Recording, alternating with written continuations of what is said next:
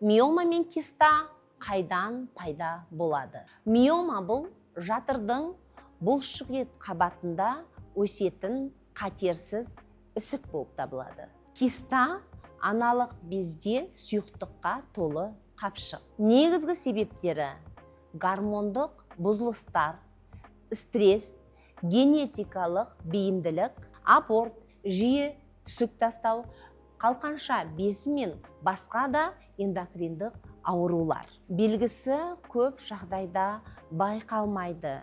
Іштің төменгі тұсы ісісе, етекірде бұзылыстар пайда болса, қарын ісіп, әлсіздік пайда болып, жайсыз сезімдер пайда бола бастаса, шаршаңқы өзіңізді сезінетін болсаңыз, онда міндетті түрде гинеколог дәрігерге қаралыңыз. Миома мен киста жиі кездеседі.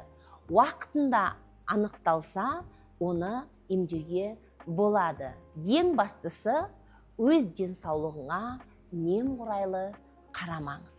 Біздің парақшамызға тіркеліп, биодағы сілтемеге өтіп, WhatsApp нөмірге жазыңыз.